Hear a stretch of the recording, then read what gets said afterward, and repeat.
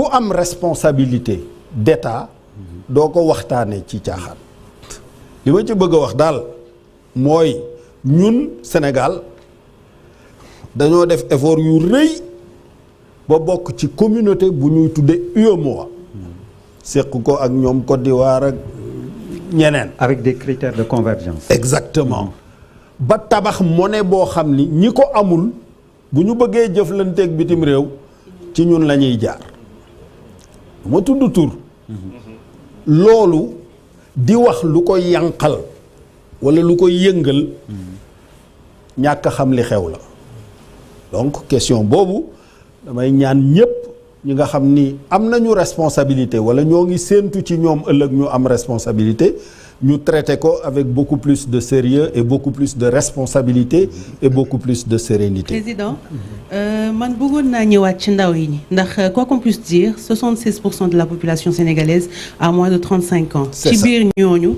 50% yi moins de 18 ans la ñu am. te candidat bu fi ñëw tey ci sa promesse de campagne mooy xeex ngir xëyu ndaw ñi. man ma bëggoon xam naka ngeen ko nar a organiser est-ce que c'est à partir de la formation est-ce que da ngeen di encourager entrepreneuriat wala est-ce que da ngeen di revaloriser def valorisation wu ak yi nga xamante ne moom la ñu am ci secteur informel bi ndax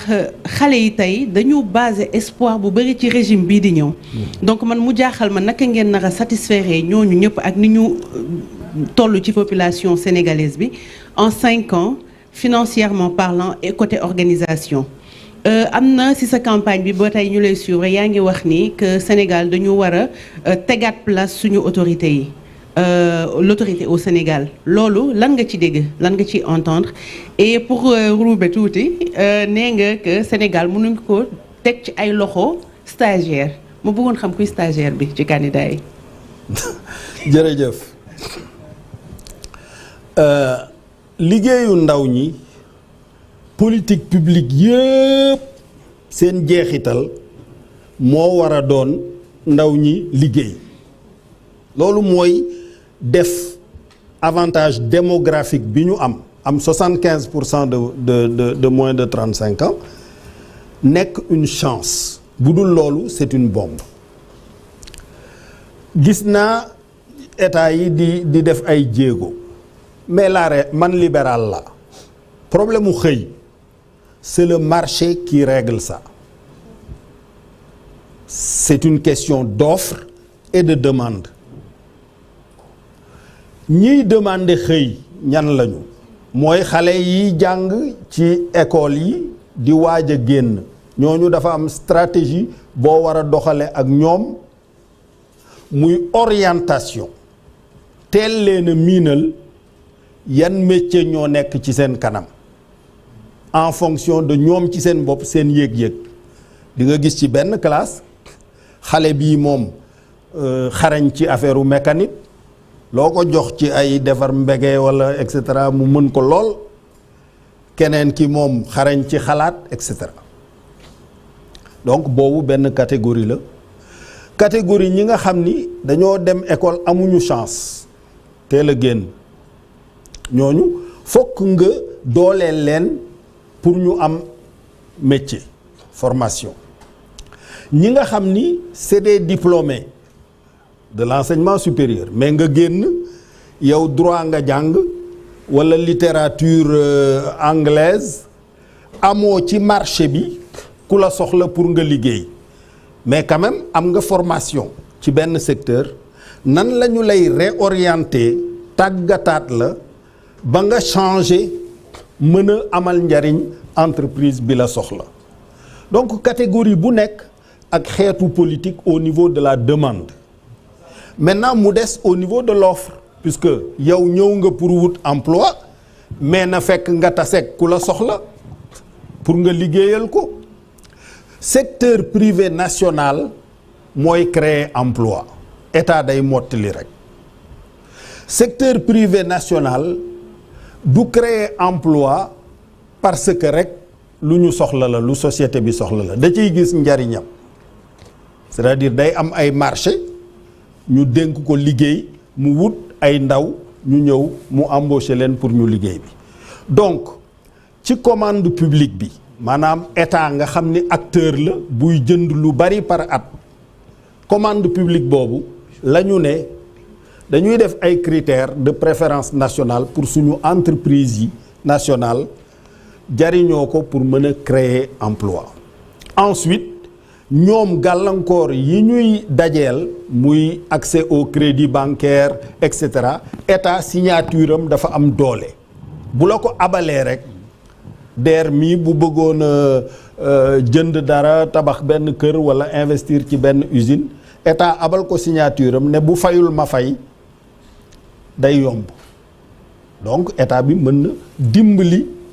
offre d'emploi bi par ce canal là. nga baal ma maintenant mu des. non bu boobaa du kër laay tabax de il laay dem jënd ji signature état bi suñ ma ko abalee. non je serai plus ambitieux que ça. waaw mais avant ngay jënd il bi di nga jënd lu la may nga am ay revenu yooyu entretenir il bi puisque boo njëkkee jënd il loolu du xalaat puisque entretien bi dana la. abal signature dana la sonal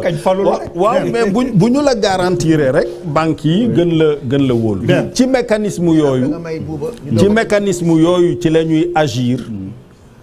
pour que le marché règle la question de l'emploi maintenant état mën na def ay programme xëyu ndaw ñi jël 500 jeunes filles jël 1000 jeunes filles mais loolu du régler problème mu 200 000 emplois il faut que ñu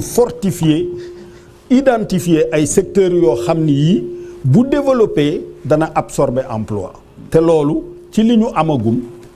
mbay mi napp gi càmm gi digital bi industrie de transformation de nos produits agricoles et de nos produits miniers pour capter de la valeur ajoutée loolu mooy doon la politique économique de l'emploi. am na boo xam ne tontul non buuba matul de. doon nañ wax ci programme yi nee na ko stagiaire yi. non loolu buuba bi deuxième partie la. nañ def ci programme bi rek wala. ayca waaw non en fait président man dama am benn question. je pense que su ma lay dégg ngay wax ak ma xool sa trajectoire dafa bëri looy revendiquer le fait que nga jaar Princeton University je pense que. man dama daan romb foofu man dëkkoon naa New Jersey lu yàgg donc daan naa romb foofu école bu mag la mais damay gis que ni dafa am solo trop ci sa parcours et yow miy jiite Sénégal ñun ñi nga xam ni am nañu chance tukki dëkk Amérique moi je peux pas dire que ki sama état d'esprit ak si sama façon de fonctionner que sama séjour aux États-Unis amul lu bëri lu mu ci def ma façon de voir les choses ma façon de réfléchir le fait de parler d'écrire l'anglais d'avoir accès à tout ça am na lu bëri loo xam ne boo jógee France dem Suisse dem Belgique boo duggee Allemagne wala nga dem Chine soo déggee français kese tu deviens un analphabète presque c'est la réalité am nañu chance parcourir le monde entier ànd ak groupe 20 personnes yaay traduiral ñëpp donc tu deviens vraiment nit bu am solo donc ma constaté que ñun dafa am francophonie lu bëri loo xam ne daf ko impacté si suñu nekkin ak suñu façon de voir les choses et de faire les choses et ma gis que ni ki sa style dafa toujours am le côté américain booy revendiquer votre façon de voir les choses et boo xoolee ci suñu système éducatif est-ce que yaakaaroon ni l'école sénégalaise dañ ko war a xoolaat dañ ko war a tëggaat ba nga xam ne dañuy dagg barrière français boobu et gën ko ubbi ci langue boo xam ne mooy anglais ak yeneen peut-être mais surtout anglais pour nous permettre dëkk bu am pétrole am gaz tout se négocie en anglais tout se fait en anglais donc link boobu ñu am ak France boo xam ne dafa impacter même suñu façon de faire suñu façon de voir suñu façon de former est-ce que yaakaaroon ni le président qui va réfléchir sur ça qui va avoir le courage de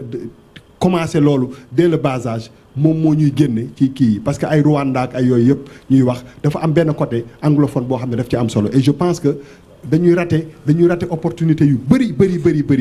ci état d'esprit ci façon de voir parce que aussi am na luñ ñu mën a indil est-ce que vous êtes prêt boo nekkoon président tey à repenser un peu l'école sénégalaise à partir de ci kaw ba ci suuf et je pense que loolu kii njëkk a porté kii boobu man sama humble avis am na peut-être que moom mandaam du fekkee njëriñ bi mais am na service bu rëy bu muy rendre xale yi ndaw yi pour ëllëg. tout à fait en tout cas ci wàllu état d'esprit Bouba wax nga lu am solo mais état d'esprit États-Unis bu ñu la dee jël pour nga liggéey li ñu lay njëkk a laaj du foo jànge loo mën a def lañ lay laaj c'est-à-dire dañuy opposer doué quelqu'un qui sait faire nga xarañ mën naa defar ordinateur mën naa bind application loolu la ñuy gën a insister mais ci wàllu làkk yi li ñu doon wax léegi ci digital léegi xam làkk gën a néew njariñ puisque da ngay jël sa application wax wolof mu firil la ko ci arabe wala allemand wala anglais wala chinois wala nga romb benn signe ci circulation bi xamoo lu muy tekki liñ ci bind stop la wala du stop nga photographier ko mu firil la li mu doon ci sa làkk xëy na dinañ dem ba wolof ci boppam mën nga koo wax wala séréer wala pulaar mu génneel la ko ci anglais génneel la ko ci tubaab wala ci làkk bi nga soxla donc loolu intelligence artificielle yi ak yenn application yi des na tuuti ñàkk a mën a làkk sàngam dootul doon problème ci ku mu mënti doon nit ñi danañu mën a waxtaanante directement may waxtaan ak partenaire chinois di wax wolof muy dégg chinois bu waxee chinois man may dégg wolof donc loolu léegi egsi nañ ci ba pare dootul doon problème mais en tout état de cause réforme bi ñu war a def ci njàngu xale yi puisque ci tabax capital humain boobu ci tout tànk yi lañ ko war a commencer puisque ñi am xam-xam ci wàllu neuroscience dañu wax ne ñetti at yu njëkk yi ci dundu nit ki les 1000 premiers jours là am na loo xam ni bu doxul rek dana impacter sa dund gi yëpp te day naqaree saafara te xale bi buy ñëw école fekk na dans son milieu naturel mu assimiler yu bari xam-xam dina xàmmee mbott lii mooy mbott lii mooy potundaa lii mooy et cetera mais bu ñëwee dugg ci classe bi maître bi ne ko crapaud wala grenouille mu réer ça veut dire qu'on lui impose d'annuler tous ses acquis antérieurs pour recommencer un effort intellectuel d'assimilation